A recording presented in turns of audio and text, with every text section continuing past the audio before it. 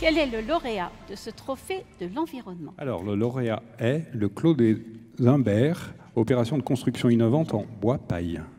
Alors, pour recevoir ce trophée, j'ai le plaisir d'accueillir Frédéric Roland, directeur général adjoint d'Aliade Habitat en charge du patrimoine et du développement, ainsi que David Fayol, architecte, ingénieur conseil, co-gérant chez Wild Architecture. Venez, messieurs. Bonsoir, messieurs, félicitations. Bonsoir, bonsoir à tous, merci. Alors, on parle de cette opération initiée par Aliade Habitat. Alors, une opération où on s'est vraiment intéressé à l'environnement. Oui. Oui, pour refaire un tout petit peu d'histoire, mais je ne vais pas remontrer trop loin, il y a une dizaine d'années de cela, Aliade Habitat s'est engagé dans une démarche de RSE, responsabilité sociétale des entreprises. Et si ce soir, je ne vais pas trop vous parler des axes économiques ou sociaux qui constituent une bonne partie de cette démarche, je vous parlerai bien sûr de l'environnement. Cette démarche et la réflexion sur l'environnement irrigue vraiment toute l'innovation, innerve toute l'innovation au sein d'Aliade Habitat. Et je dirais qu'on a plusieurs sujets en ce moment. On sait que les lignes bougent beaucoup, hein, les paradigmes changent, il faut qu'on s'adapte, aux besoins, aux attentes sociétales. Et typiquement, on travaille aujourd'hui. Nous avions, il y a 2 ans, ici même, eu le plaisir de recevoir d'ailleurs un trophée.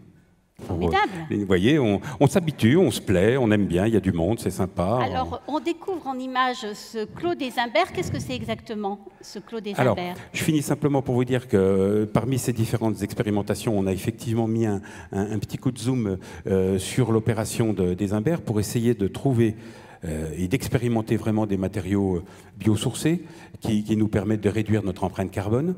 On a commencé à essayer d'anticiper, je regarde monsieur l'architecte qui s'exprimera plus que moi sur l'aspect technique, mais on a essayé d'essayer d'anticiper tout ce qui pouvait être vraiment les circuits courts d'approvisionnement, c'est-à-dire que les matériaux, la paille vient de la région, le bois vient de la région. On est sur une ossature bois-paille. On est sur une ossature bois-paille. Vous voyez derrière moi des petites illustrations qui expliquent le procédé constructif, mais une fois encore, M. Fayol expliquera ça. Mais voilà, l'idée c'était vraiment de voir comment on pouvait aller un peu plus loin, chercher des matériaux, expérimenter pour pouvoir, je l'espère demain, les reproduire à plus grande échelle. Donc ce Clos des Imbert, c'est du logement? C'est du logement social, c'est du logement, vous verrez, il y a de l'individuel et je dirais de l'individuel superposé, petite opération de 11 logements, voilà, qu'on a réalisé, qui est en cours de travaux et qui devrait s'achever. Qui devrait bientôt s'achever. Bientôt s'achever. Voilà. Alors, monsieur Fayol, comment on fait pour intégrer ces logements dans le paysage? Alors, c'est d'abord une intégration urbaine, puisque effectivement, on a développé sur ce projet de l'habitat intermédiaire. Donc, c'est-à-dire qu'on prend un peu les aspects positifs de l'habitat individuel, mais avec une densité un peu supérieure. Et du coup, on vient limiter un petit peu l'étalement urbain. Donc ça, c'est le premier point. Et ça nous permet, nous, de faire une insertion dans un tissu qui est plutôt pavillonnaire sur Dommartin. Et puis, c'est une opération sur laquelle le système constructif est un petit peu mixte, puisque c'est poteau dalle béton et mur manteau en ossature bois-paille.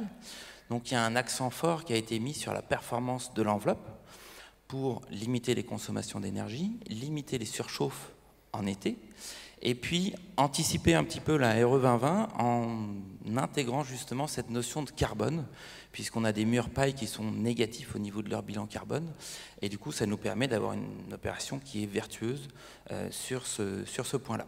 En n'oubliant pas le confort des usagers, puisque, on en discutait avec M. Roland, l'intérêt c'est qu'on a une enveloppe qui est performante pour le carbone, mais qui va permettre d'avoir du confort d'été, qui devient un des enjeux majeurs des logements de demain. Donc on va avoir une qualité de l'habitat top finalement. C'est ce qu'on espère.